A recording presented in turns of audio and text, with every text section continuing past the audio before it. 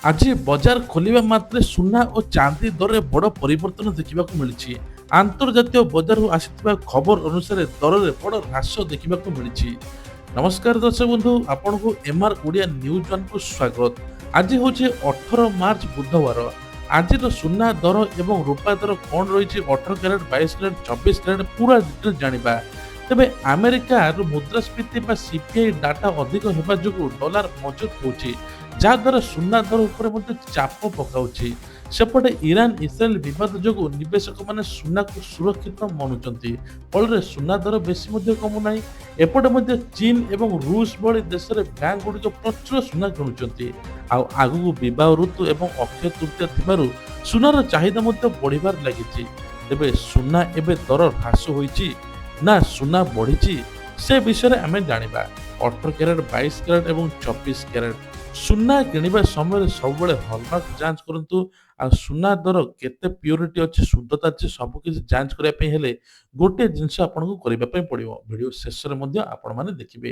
ତେବେ କୁହାଯାଉଛି ଏବେ ଯେଉଁ ଦର ଆପଣଙ୍କୁ କୁହାଯିବ ମେକିଂ ଚାର୍ଜ ଏବଂ ସେସବୁ ଅଲଗା ଦେବା ପାଇଁ ପଡ଼ିବ।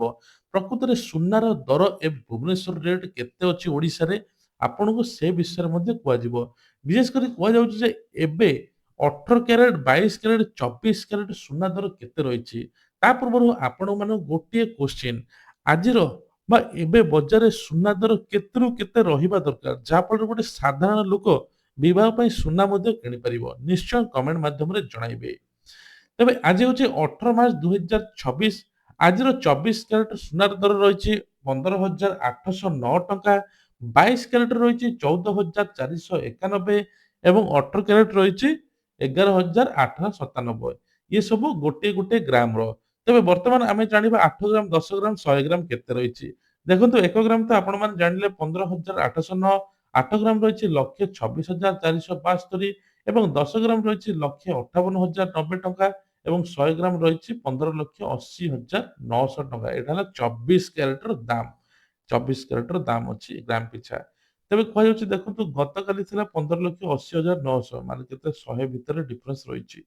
ତ ଏପଟେ 22 କ୍ୟାରେଟ୍‌ର ଦାମ ରହିଛି ମଧ୍ୟ 1 ଗ୍ରାମ 14,491, 8 ଗ୍ରାମ ରହିଛି 1,15,928, 10 ଗ୍ରାମ ରହିଛି 1,44,910 ଏବଂ 100 ଗ୍ରାମ ରହିଛି 14,49,100 ଟଙ୍କା। ଏଷ୍ଟୁଡିରେ ମଧ୍ୟ ଆପଣ ରିପୋର୍ଟଟା ମଧ୍ୟ ଦେଖିପାରିବେ। ତା ସହିତ 18 କ୍ୟାରେଟ୍ ରହିଛି 1 ଗ୍ରାମ ରହିଛି 11,857, 8 କ୍ୟାରେଟ୍ ରହିଛି ମଧ୍ୟ 94,856 ଏବଂ 10 ଗ୍ରାମ ରହିଛି 1,18,570। ତା ସହିତ 100 ଗ୍ରାମ ରହିଛି 11,85,700। ଡିଫରେନ୍ସ କେତେ ରହିଛି ଆପଣମାନେ ଜାଣିପାରୁଥିବେ। ତ ବର୍ତ୍ତମାନ ଆମେ 10 ଦିନର ରିପୋର୍ଟଟା ଦେଖିବା। ତା ପୂର୍ବରୁ ଯେଉଁମାନେ ସୁନା କିଣୁଛନ୍ତି, ଆପଣ ସୁନାର ଶୁଦ୍ଧତା ମଧ୍ୟ ଜାଣିଦିଅନ୍ତୁ। ସୁନାର ଶୁଦ୍ଧତା ଜାଣିବା ପାଇଁ ହେଲେ ଆପଣ BIS କେୟାର ଆପ୍‌କୁ ଯାଇକି ଡାଉନଲୋଡ୍ କରିବେ। ସୁନାର ହଲମାର୍କ ନମ୍ବର ଏଣ୍ଟ୍ରି କରିବେ। ଯାହାଫଳରେ କେତେ କ୍ୟାରେଟ୍ ସୁନା, ସୁନାର ପ୍ୟୁରିଟି କେତେ, ସବୁ କିଛି ଆପଣ ଜାଣିପାରିବେ। ଦେଖନ୍ତୁ 10 ଦିନର ରିପୋର୍ଟ ଏଠି ଅଛି। ପାଖାପାଖି ମାର୍ଚ୍ଚ 9 ରୁ ମାର୍ଚ୍ଚ 18 ତାରିଖ ଭିତରେ କେତେ ସୁନା ବଢ଼ିଛି। ଏପଟେ 24 କ୍ୟାରେଟ୍, ଏପଟେ 22 କ୍ୟାରେଟ୍। ଏବେ ରହିଛି ଦେଖନ୍ତୁ 16,238 ଥିଲା, ହାଏଷ୍ଟ ଥିଲା 16,331 11 ମାର୍ଚ୍ଚରେ। ଏବେ 15,809। କେତେ ପରିମାଣରେ କମିଛି ଆପଣମାନେ ଜାଣିପାରୁଥିବେ ଏଇ 4-5 ଦିନ ଭିତରେ। 10 ଦିନ ରିପୋର୍ଟ ଆନାଲିସିସ୍ କରିବେ। ଯେଉଁମାନେ ସୁନା କିଣୁଛନ୍ତି, ନିବେଶ କରୁଛନ୍ତି, ତା ସହିତ ଯେଉଁମାନେ ନିବେଶ କରୁଛନ୍ତି ଷ୍ଟପ୍ ଲସ୍ ମଧ୍ୟ ଲଗାଇ ପାରିବେ। ଏଠି ଦେଖନ୍ତୁ ପାଖାପାଖି 8-9 ବର୍ଷର ରିପୋର୍ଟ ଆମେ ଦେଖିଦେବା। ଯେଉଁମାନେ ଇନଭେଷ୍ଟମେଣ୍ଟ କରିଥିବେ ଦେଖନ୍ତୁ କେତେ ଟଙ୍କା ପାଇଥିବେ। ଦେଖନ୍ତୁ 5,800 ଥିଲା 9 ବର୍ଷ ତଳେ, ଏବେ ରହିଛି 16,031 ଟଙ୍କା। ମାନେ ଭାବନ୍ତୁ କେତେ ଟଙ୍କା ବଢ଼ିଛି।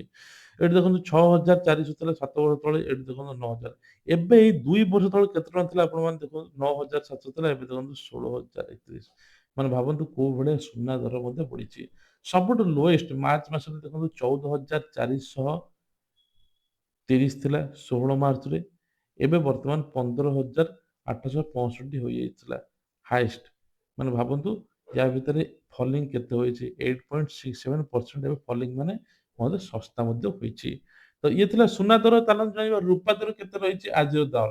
ଆଜି ହେଉଛି 18 ମାର୍ଚ୍ଚ 2026। ରୂପାର ଦର ରହିଛି ଗ୍ରାମ ପିଛା 280 ଟଙ୍କା 10 ପଇସା ଏବଂ 1 କିଲୋ ରହିଛି 2,80,100 ଟଙ୍କା। ସେଇଭଳି 8 ଗ୍ରାମ ରହିଛି 2,240 ଟଙ୍କା, 10 ଗ୍ରାମ ରହିଛି 2,801, 100 ଗ୍ରାମ ରହିଛି 28,010 ଏବଂ 1000 ଗ୍ରାମ ବା 1 କିଲୋ ରହିଛି 2,80,100। ସେଇଭଳି 10 ଦିନ ରିପୋର୍ଟ ଆପଣମାନେ ଦେଖିଦିଅନ୍ତୁ। ଦେଖନ୍ତୁ ଏଠି ହାଏଷ୍ଟ ହୋଇଥିଲା 3,000 ଟଙ୍କା 10 ମାର୍ଚ୍ଚରେ ହୋଇଥିଲା, ଏବେ ବର୍ତ୍ତମାନ 28 ହୋଇଛି, ଷ୍ଟ୍ରେଟ୍ 200 ଟଙ୍କା ମଧ୍ୟ କମିଛି। ତେବେ 1 କିଲୋଗ୍ରାମ 3 ଲକ୍ଷ ଥିଲା, ଏବେ 2,80,000 ଅଛି, ଷ୍ଟ୍ରେଟ୍ 20,000 ମଧ୍ୟ କମିଛି। ଏଇ 4-5 ଦିନ ରିପୋର୍ଟରେ ମଧ୍ୟ ଗୋଟେ ପର ଡେରେ କେତେ କମୁଛି ଆପଣମାନେ ଜାଣିପାରୁଥିବେ। ସେଇ ହିସାବରେ ଆପଣମାନେ କିଣିପାରିବେ। ଦେଖନ୍ତୁ ମାର୍ଚ୍ଚ 1ରେ ହାଏଷ୍ଟ ହୋଇଥିଲା 3,25,000 ଟେ ପହଞ୍ଚିଥିଲା। ଆଉ ଲୋଏଷ୍ଟ ଏବେ ପହଞ୍ଚିଛି 2,76,000। ମାନେ ଭାବନ୍ତୁ ପାଖାପାଖି 24-25 39,000 ଟଙ୍କା ଶସ୍ତା ହୋଇଛି ରୂପା। 39,000 ଟଙ୍କା ରୂପା ମଧ୍ୟ ଶସ୍ତା ହୋଇଛି। ଫଲିଂ ହୋଇଛି 13% ମାନେ ଭାବନ୍ତୁ। ସେଇ ହିସାବରେ ଆପଣ ପର ଡେ କାଲକୁଲେସନ କରିବା ଜାଣିବା ଦରକାର। ମନ ଇଚ୍ଛା ଆପଣ ଯୋଉ ଡେଟରେ ବାହାରିକି ସୁନାଟେ କିଣିବା ବା ରୂପା କିଣିବା ଆପଣଙ୍କ ପାଇଁ ହେବ ନାହିଁ, ପକେଟ ଉପରେ ସିଧା ପ୍ରଭାବ ପଡିବ। ଯାହା ଫଳରେ ଆପଣ ଯେତେବେଳେ ଯାହା ସୁନା କିଣୁଥିବେ, ଆପଣମାନେ ଭାବିଚିନ୍ତି କିଣିଲେ ଆପଣ ବଜାରରେ ମଧ୍ୟ ଆପଣଙ୍କୁ କୌଣସି ପ୍ରକାର ଅସୁବିଧା ହେବ ନାହିଁ। ସେପଟେ କୁହାଯାଉଛି ଏବେ ସବୁ ଯୁଦ୍ଧର ସ୍ଥିତି ଧୀରେ ଧୀରେ କମିଲାଣି, ଆହୁରି ମଧ୍ୟ ସୁନା ଦର ଆହୁରି କମିବ। ସବୁବେଳେ ସୁନା କିଣିଲା ବେଳେ ହଲମାର୍କ ଦେଖି କିଣନ୍ତୁ। ଦର ଗୁଡ଼ିକ ହୋଲସେଲ ରେଟ୍ ଅଟେ। ଏହା 3% ଜିଏସଟି ମେକିଂ ଚାର୍ଜ ଅଲଗା ଭାବେ ଦେବାକୁ ପଡ଼ିବ ବୋଲି କୁହାଯାଉଛି। କିନ୍ତୁ ଆମେ ଯୋଉ ଦରଟା କହିଲୁ ସେଇ ହିସାବରେ ଆପଣମାନେ ଜାଣିବେ ଭୁବନେଶ୍ୱର ଦର।